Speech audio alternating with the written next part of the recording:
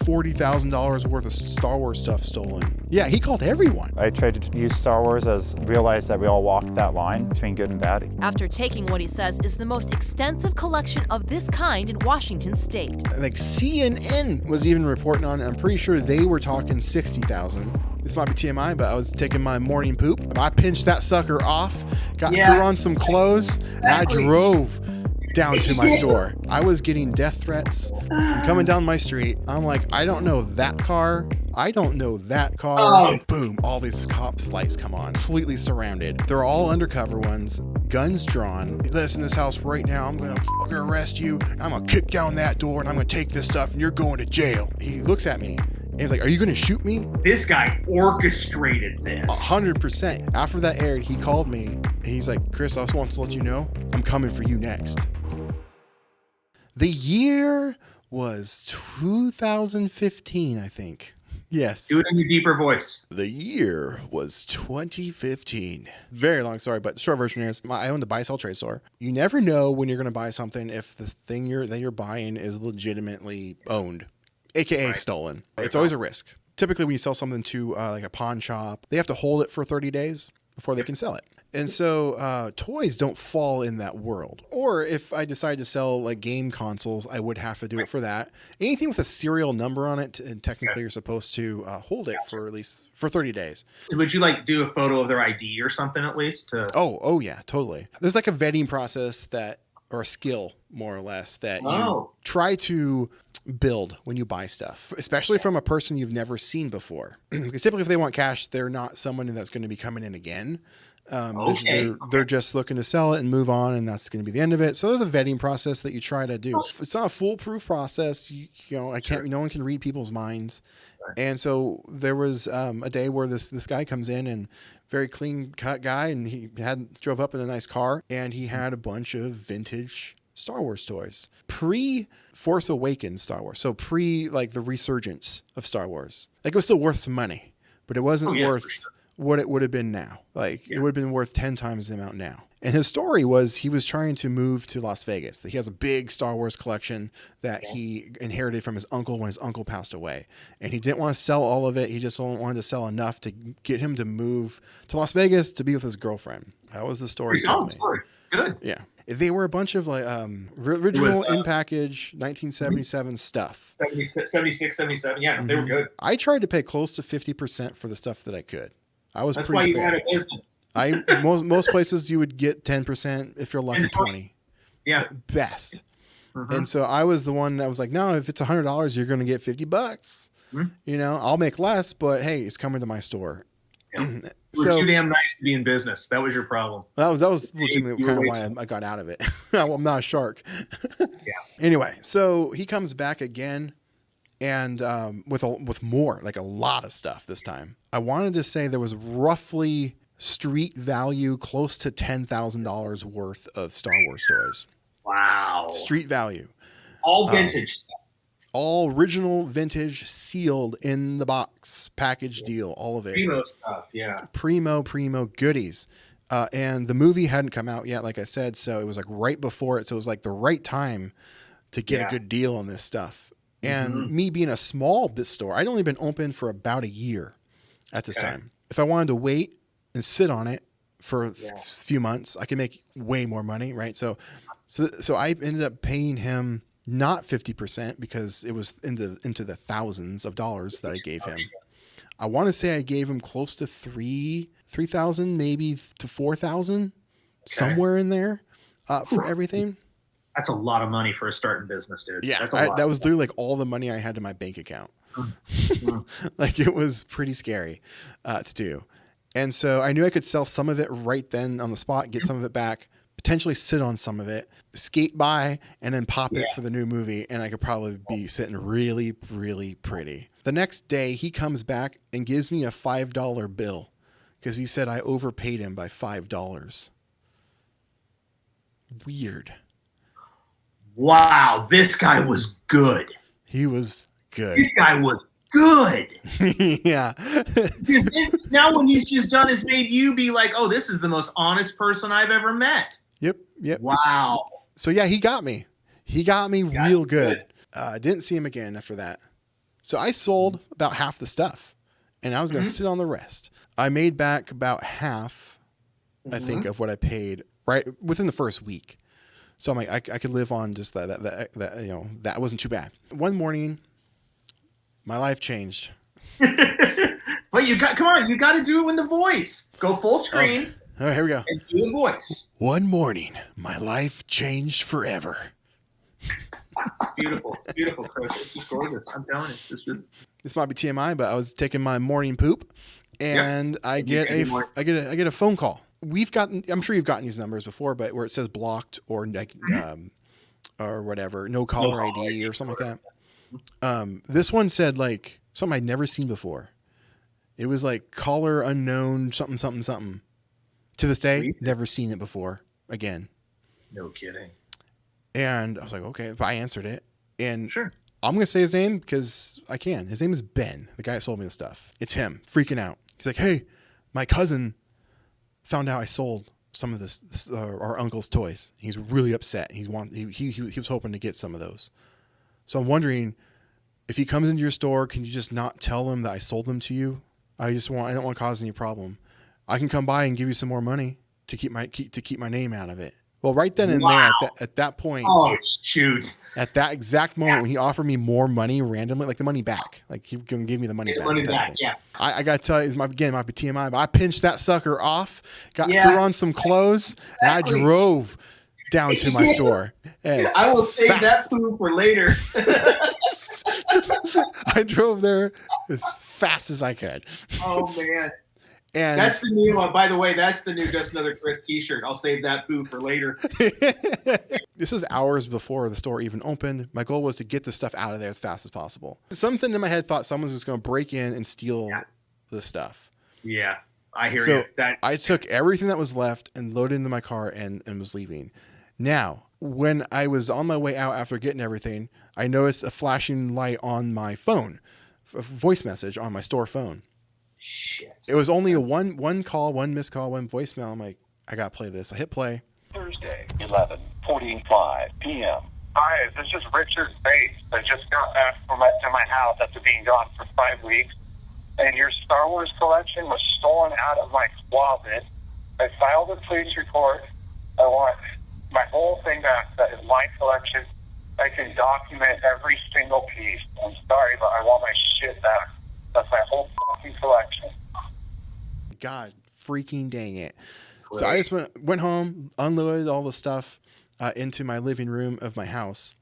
Mm-hmm. And then I drove back to the store. And then later that day, this dude walks in, which I recognized immediately. The reason I known the guy is because like a couple months back, he brought in a really, really crappy, damaged Star Wars in the package figure. It was a C-3PO, like the pull-apart one. Mm-hmm. In Return of the Jedi card. At the time, in the condition it was in, $50 at most, right? Yeah. And he was like going off of how rare it is, and he was wanting hundreds of dollars for it, and I kept telling him no. And then he was like looking around the shelf, he's like, I'll take trade. He's like, oh, I'll just take this. Bye. And it was like walking out. Yeah. And he was just going to walk out my store with like a $300. Yeah, no kidding. Those were cheap. Yeah. And so I had to like run at him and like block him. Like, what are you doing? You can't. Like, no. We never made a deal. Yeah. And he's like, what are you talking about? I'm giving you a really good deal on this thing. So we kind of had some words, nothing too crazy, but he gave the thing back and left. Never saw him again until this day that he walks in.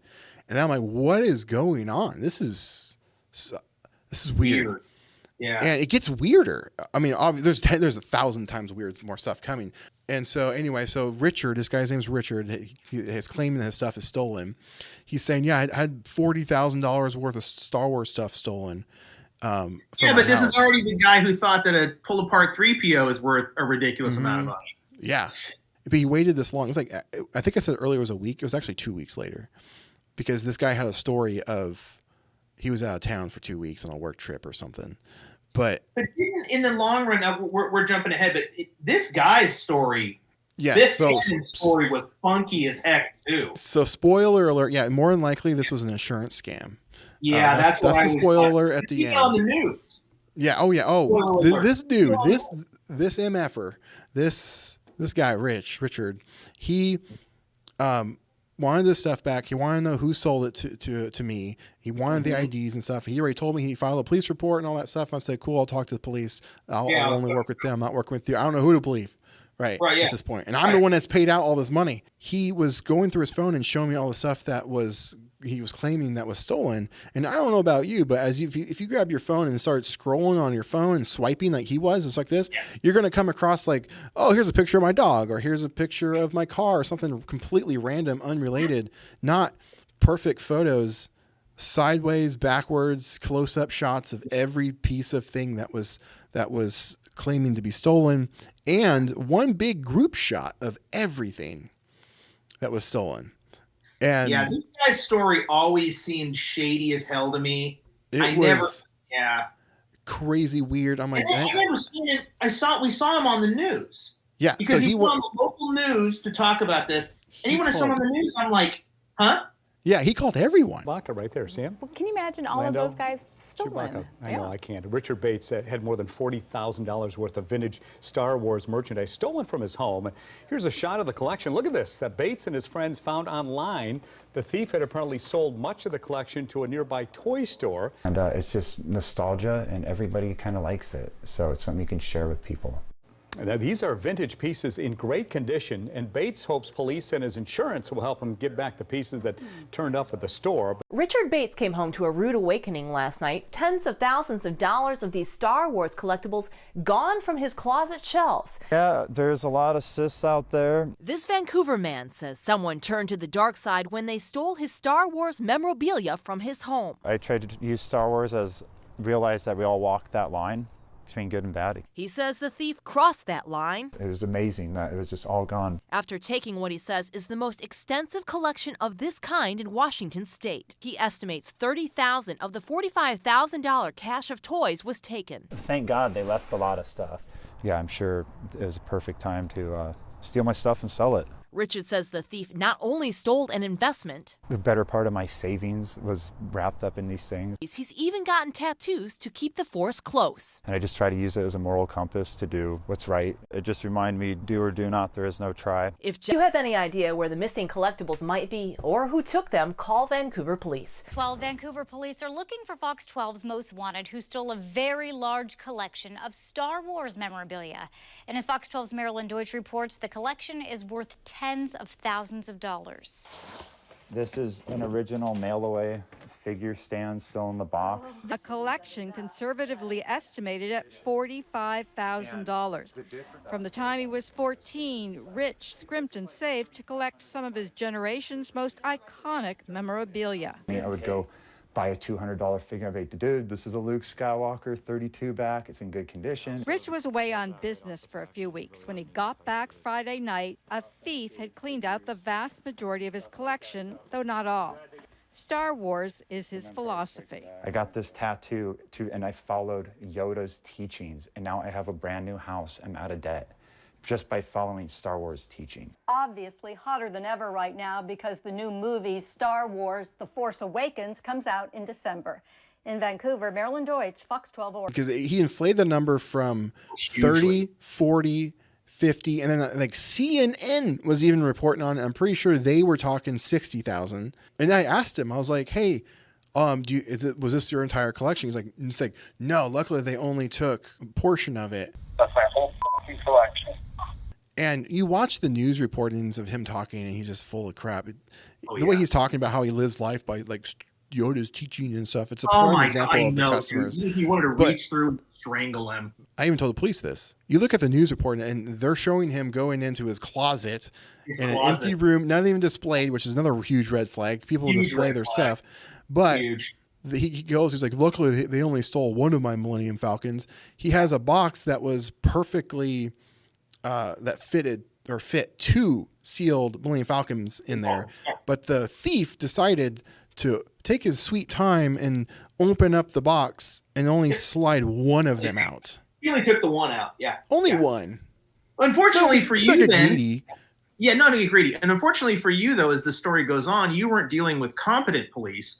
You were dealing with the Vancouver Police Department and the Clark County Sheriff Department, who suck. Get me. They made my life hell for a month. And I told them from the beginning, I was willing to work with them, whatever they needed. I contacted every single person I sold something to, told them what was going on. And I said, if you're willing to send this back, I will refund you. I will pay the shipping, and I'll also pay for insurance. And everyone did except for like one person. I was getting death threats coming in at my through phone calls. The local Fox News screwed me because they were reporting on this story, and then they were like, "If anyone knows any whereabouts of this collection, please contact the local police." And they're showing my store. They showed a picture of my store. They showed a picture of my picture of the collection and stuff. But like, if you know anything, call the police. And so I was getting calls and emails. People were like, I'm never shopping there again. My reputation was destroyed. So I had to call them and clear the air. But obviously the damage was done for a while. So I was worried that maybe the animals or something would like damage the stuff. Oh, yeah, for sure. So I ended up moving the stuff across the street because that's where my ex-mother-in-law used to live. I put it all in her garage and in some containers. So it was all safe. But I had told the police that the stuff was still at my house. Right. And so that's a key feature or key detail to know. But I told them they could come and get it anytime they want. And they're like, oh, there's a procedure that we have to do before we can just come get it. I'm like, okay, well, that's fine. One night I was in bed late at night and I was like, you know what? I should probably move that stuff back to my house. Don't know why, but I should. So I did. Moved it back in the living room. Went back to sleep. Next day comes around. More fire was raining down from dumb police and dumb people emailing and hating on me. I didn't have business for a while. And or the business I did have were just people coming in just to talk about it and being like, how dare you? At least I'm not reopening an old wound. That's the good positive here. No, and I've been able to look back on it and be like, geez. But I did not sleep at all, like for a long time. I kept having these weird dreams that the police were just going to kick down my door one night, or something like that. Which basically ended up doing, right?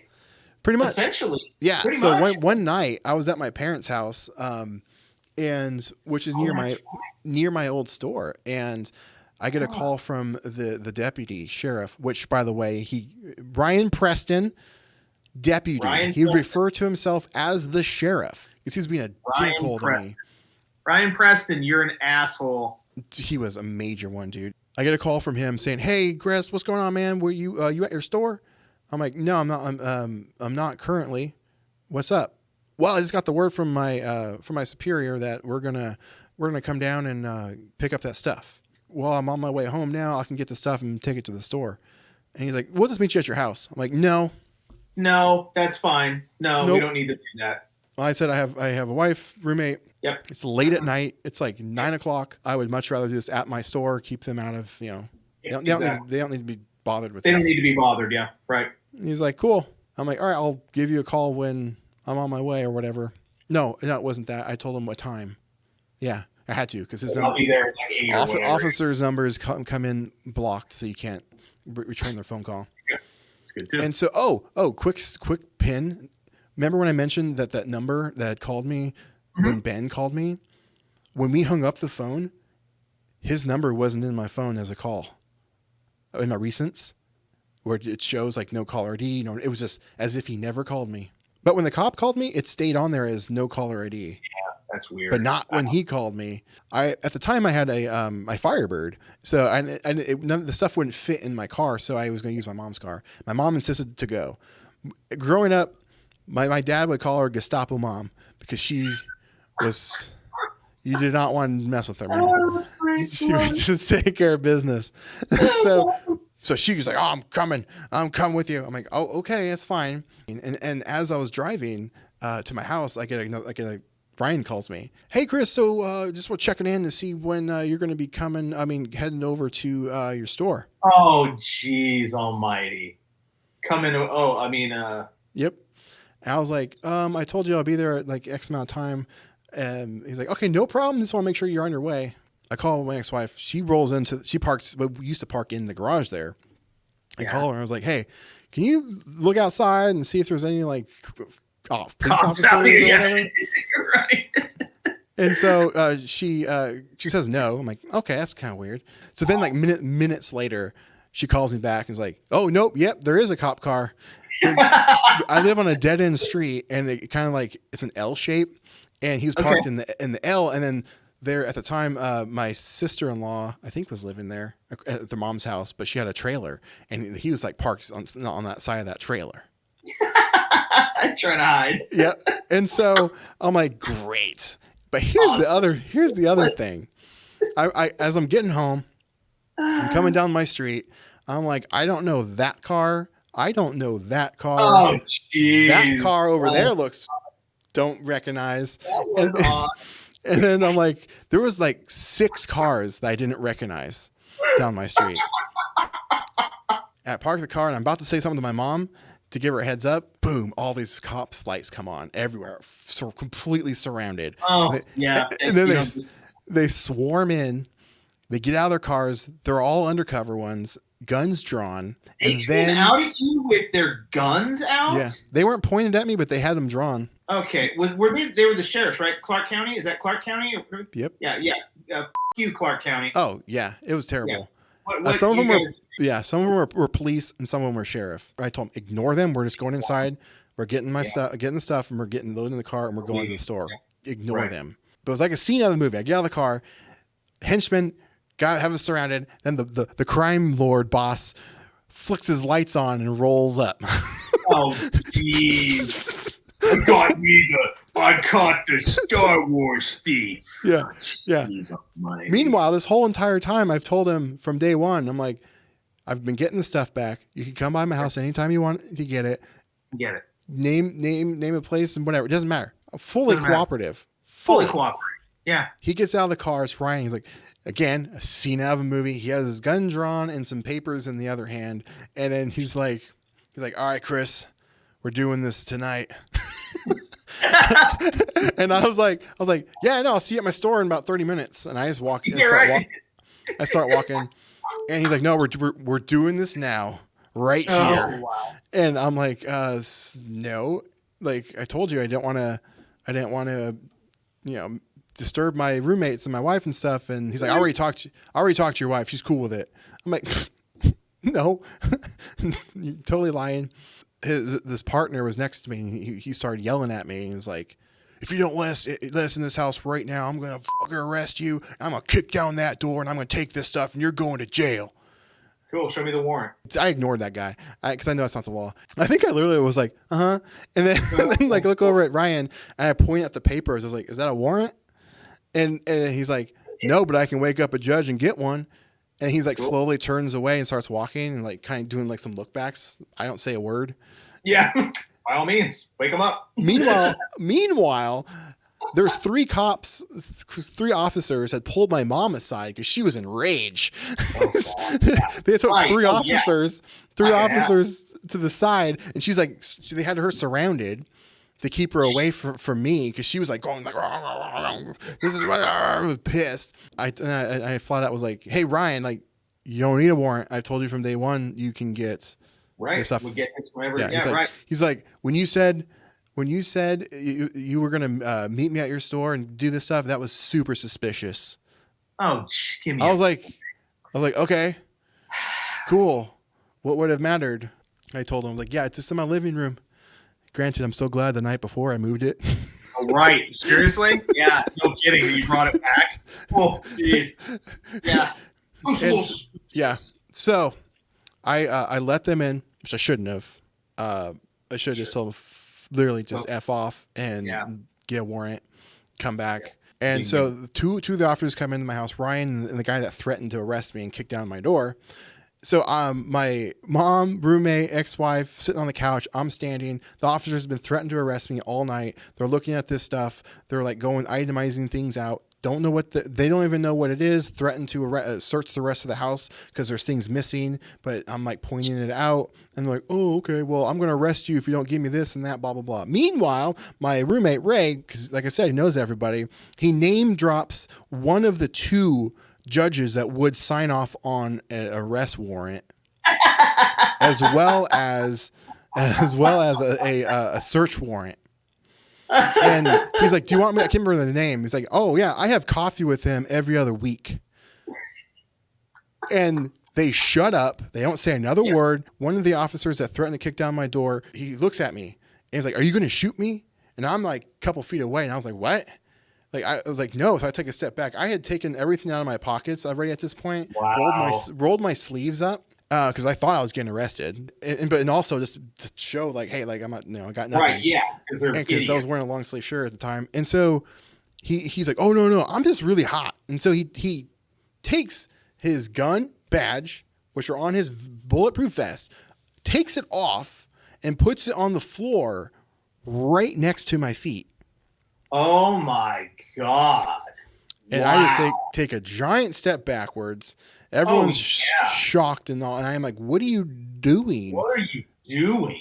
There were apparently 2 figures that weren't on they're on my list that I gave them of the stuff that had come in that I bought that weren't in the bag of stuff or the collection of stuff that they were going to be taking. He pulls me aside and whispers this to me so Ray couldn't hear it. He's like, oh, I have reason, probable cause to take you in if you don't provide these figures. Probable cause, idiots.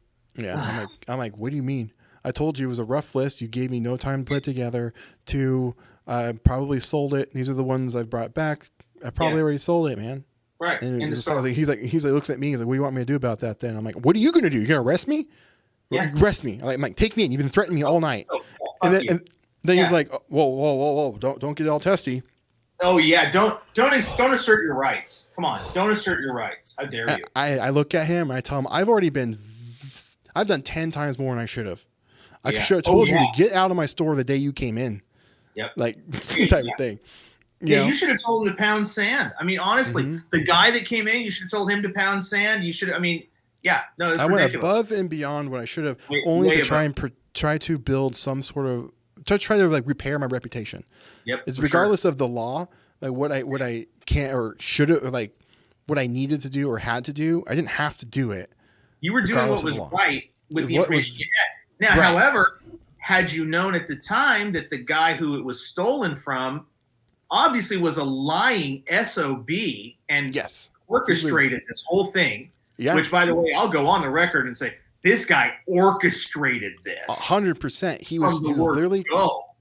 So I'll get to that. The way things wrapped up at the house was Ryan told me, Mr. Deputy Sheriff Ryan Preston, he told me that there's still $6,000 worth of stuff missing.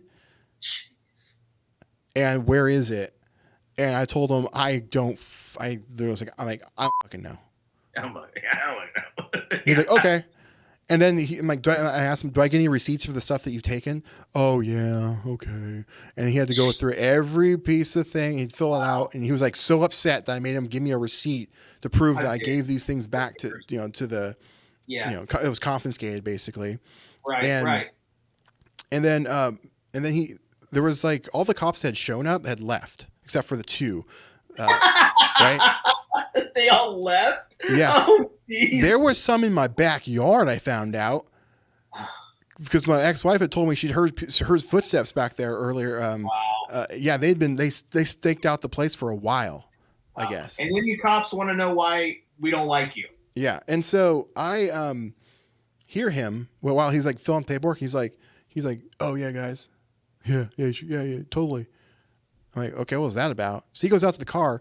Two cars show up again, and they're sitting out in my driveway looking at all the stuff, laughing, like, oh, I had one of these when I was a kid. Oh my gosh. And so Ryan comes back, hands me the receipts and stuff. I look at him and I say, am I under arrest? You know what this asshole told me? He goes, oh, what? Whoa. Why would you think that? You're listed as a victim on the police report. Piece of shit. Right? And then there was another news reporting like the next day or something like that, where it was like the follow-up happy story of Rich getting his stuff back. And then he's like, oh yeah, Rich really wants to thank the Vancouver Police Department for all their hard work on getting his stuff back. He said, Richard did assure us that he did thank the shop owner. Now we've learned they're back with their original owner in Vancouver. I mean, look at the condition. Star Wars collector Richard Bates says he's relieved that the shelves and walls that were empty last week are again filling up with the toys that were stolen out of his home. He says thanks to Vancouver police, about 80% of the lost Jedis, Ewoks, and Imperial fighters have now been rescued and returned to their home base. Everybody pulled together to help me out, and I'm so grateful. Bates says many of the stolen items were sold to a local resale shop. He thanked the store owner who gave them back right away, along with online buyers that did the same. He's also grateful to Detective Ryan Preston. It's nice to see that someone went the extra mile to get something back. Richard says a group of officers returned the items to him personally. 3 officers brought it by. Yeah, they were pretty happy about it too. We had a couple of Star Wars fans bringing it back, so it was fun. Which, no, he Richard, didn't. Richard, you're a thief. But here's the thing. After that aired, he called me, and he's like, Chris, I just want to let you know, I'm coming for you next. Wow. There's still $6,000 worth of my stuff missing. Wow. And he was pissed that he got his stuff back. He was so angry. You know, it's funny because I remember you telling me how mad he was that he got it back. Yeah. Like he had waited long enough so that he thought you had sold it all. Yep. Yeah, wait 2 weeks. And then no one would return it. Yeah, he waited long enough, and then no, you're like, well, here it all is. It sounded like he was going to get $30,000, but he got it back. Sounds like he still got $6,000 worth of stuff for insurance. So after that aired, people saw like I tried at least, and so it did repair some of it. That's good. And then, however, there was this one lady that saw it and saw how honest I was and took advantage of it. That was a bad story, but I won't get into that.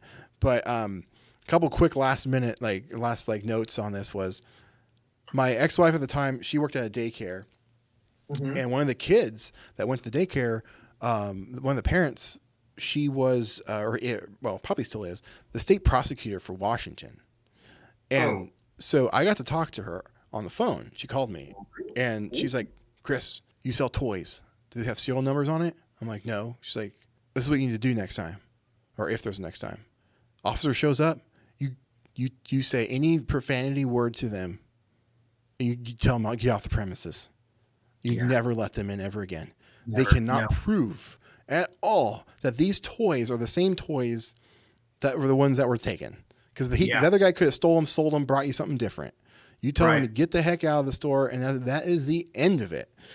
It's the whole being too nice thing, you know? Yep. Yeah, it is legitimately. And so I learned that lesson, and I told her about the officer that took his vest off, and she lost it. She's like, what was his name? And and she also looked me up in the system to see if there was a case being built on me for anything, which is kind of cool. Yeah.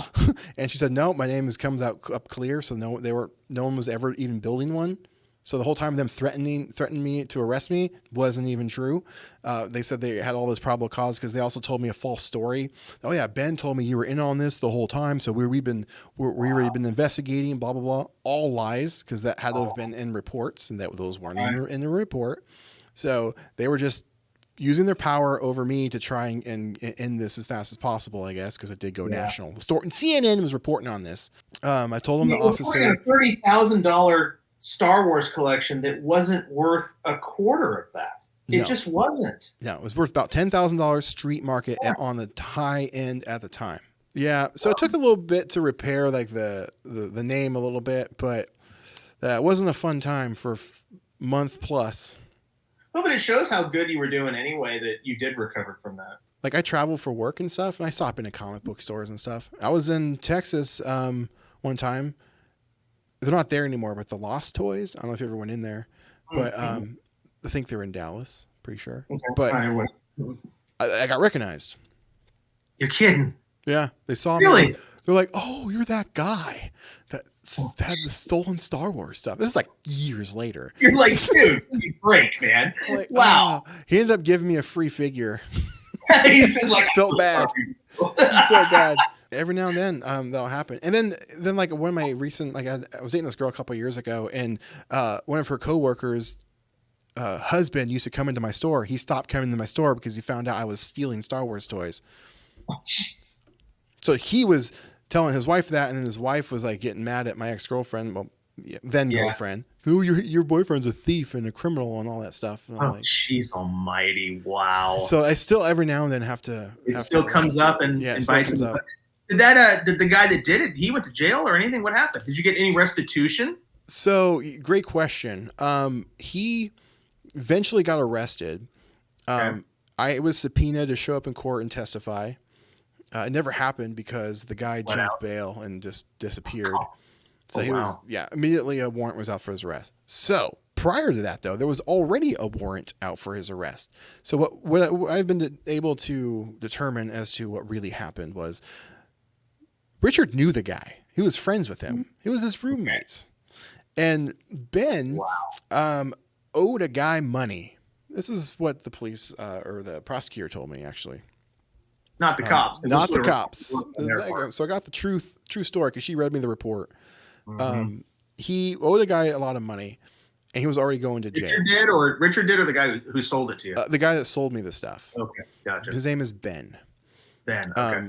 And he owed a guy a bunch of money, and he was literally just trying to get enough money to pay that guy off, and then basically go to jail because he already had a warrant out. This isn't proven. This is truly just my own personal opinion and view of what I saw and witnessed and kind of pieced together.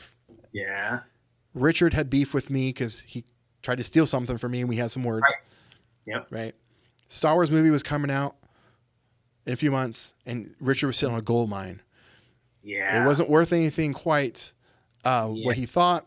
So if he just dumps it now somehow and gets triple the amount of money, aka an insurance claim, have his roommate claim to steal it from him, take it to me, get the cash he wants, right. To pay the guy off. Mm-hmm. Now I have the stuff. Wait a few weeks before claiming the stuff is stolen. Therefore, he would think the stuff was lost forever. Right, I wasn't able to get it back. He wouldn't anticipate. He wouldn't anticipated me being able to track down with people that I sold it to and all that stuff. And then he'd be a rich man. So everyone wins except for me. I was out thousands and thousands of dollars because I refunded everybody, paid for shipping and insurance, and some of the stuff, like the insurance cost was like $100 to have it shipped back. Type of stuff like that. So I was out probably close to $5,000 of money that I never got again. Just gone. And so I don't know, when was it? Like randomly I got a letter in the mail saying you're gonna get restitution for about half.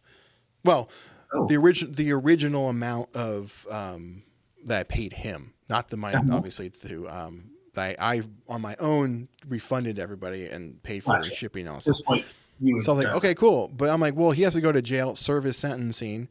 So in 5 years, he'll get out of jail, has to find a job, and then I'll get, his checks, garnished. So I wrote that off as a wash. And so I got a letter in the mail because it showed me his sentencing. He got 2 years jail time for it. And so after 2 years, I called up the attorney office or whatever in Washington or Clark County and asked about it. And they said, oh, yeah, he's been released and he hasn't paid. Well, I guess I have to issue another warrant for his arrest. Jeez almighty. Wow. So that was a weird feeling to be the person to have to call and get a guy arrested. And so I guess he went back to jail. And then in the year 2020, during COVID, I randomly got a check in the mail for $20. So 5 years later, I got $20. You got $20. You're getting there.